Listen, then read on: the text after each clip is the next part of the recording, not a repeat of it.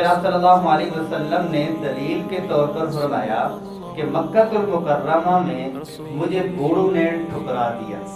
مجھے پکوں نے ٹھکرا دیا، نوجوانوں نے میری بات کو سینے سے لگایا، تو اس پر آپ صلی اللہ علیہ وسلم فرمایا کہ یہ رحم دل ہوتے ہیں، یہ بات مان لیتے ہیں، تو ان کی قدر کرو اور ان کو سنبھالو اور یہ تمہارا سرمایہ ہے۔ رسول اللہ صلی اللہ علیہ وسلم کی حیات طیبہ کے مختلف پہلوؤں کو دیکھتے ہوئے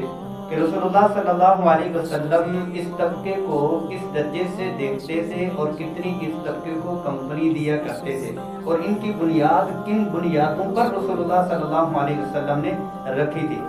سب سے پہلی جو چیز تھی ان نوجوانوں کی اور جوانوں کی، وہ تعلیم و تربیت،